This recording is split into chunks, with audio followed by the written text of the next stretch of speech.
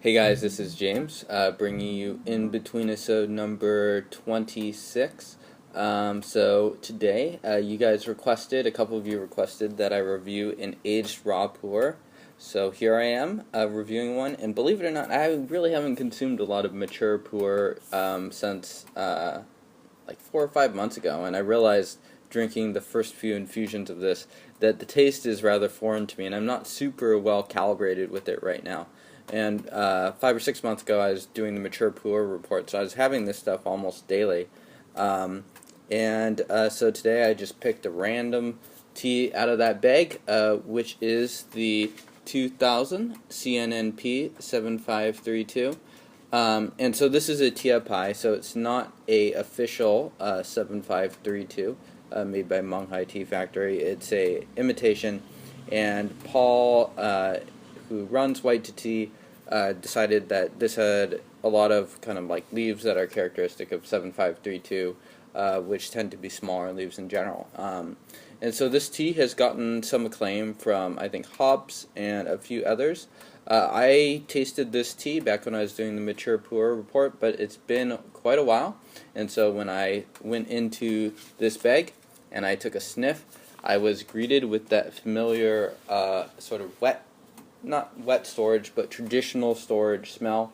So it's definitely a tea that is on the brown side of things and ready to drink.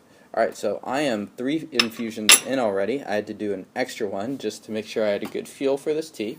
But we will be doing infusion number 4.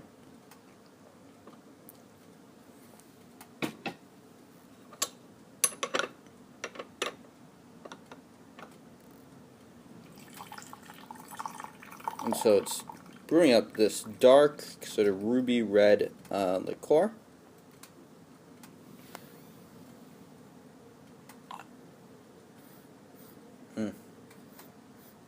So it has that very, and it's really kind of hard to describe the aroma of these teas. So I'd really recommend you experience some of these teas to do it. But it has that very, very familiar smell of just like humidity.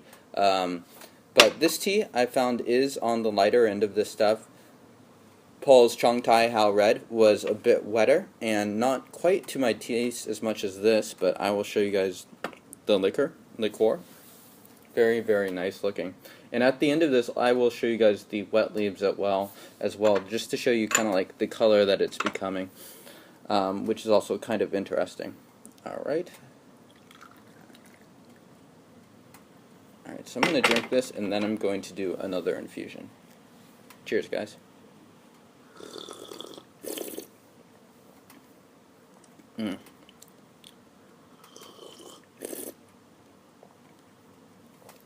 So the flavor on it is pretty light. It's not a super thick tea. It's also, describing the taste is really kind of challenging on this. I want to say that it has a little bit of fruitiness, which I would maybe describe as sort of red dates. It's not like a super prevalent taste to it or anything like that, but it is there. It's quite smooth. The dankness that I smelled when I originally sniffed the bag is long gone by now. I didn't get it in any of the first few infusions either, so in terms of that, it's doing quite well.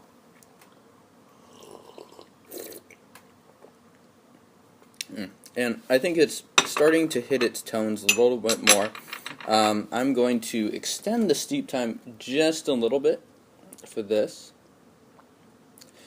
Just because I want to kind of give this tea a little bit of a stress test to see what will happen. Sometimes if you extend the steep time on these sort of like wetter raw pu'erhs, you're going to get more dankness, more stankiness out, which can be kind of unpleasant.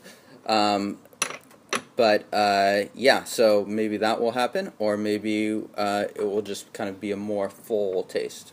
Alright, we shall see. Alright, so it's brewing up a very similar color. So I probably could have extended that steep time even longer.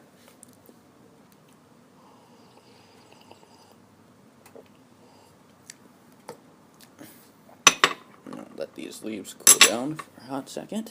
And pour this guy out.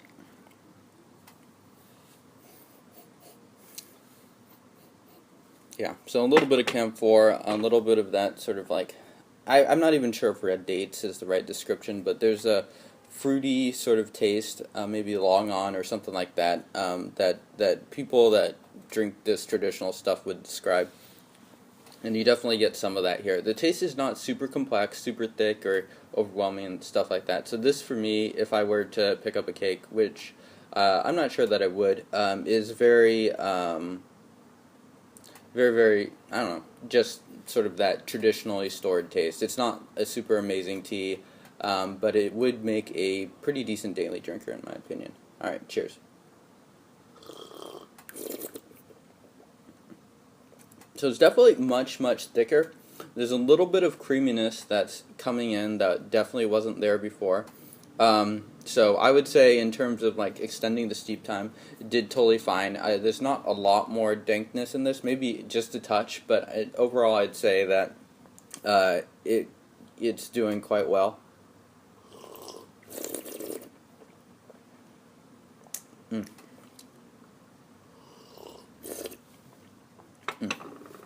Yeah, alright, and I will show you guys the wet leaf. And so you can see, in general, these leaves are just kind of small. And so one other thing to note is that you'll see that these leaves are distinctively brown, and so which is a little bit lighter than black. And so those of you that are trying to differentiate your raw pu'erh from your ripe pu'erh in terms of like wet leaf versus dry leaf will know that they can look very similar, especially the wetter stored raw pu'erh will look very similar when it's in its dry leaf form, sort of like this here. So you can see that this, you could very well mistake that for a ripe pu'erh, but once you brew it out, the leaves are going to start to get a little bit lighter.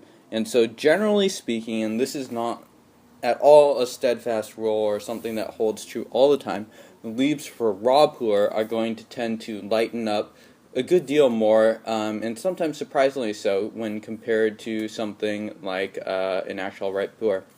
And so that's also true for some cakes that tend to be from regions where there's dark purple teas, look really, really dark when they are in cake form, but they lighten up rather quickly once you start to brew it out. Yeah, so thank you guys for watching. Let me know how you like this episode. This is definitely a less planned episode, so let me know if you enjoyed it. I think this tea is worth checking out for sure, for those that are into want to sort of learn the taste of raw pu'erh. I think this would actually be a really good intro tea to sort of the wetter stored teas. It definitely has a lot of those familiar characteristics, and it's not overly dank or anything like that in a way that might rub people the wrong way. So thank you guys for watching, and let me know what you'd like to see next. Cheers.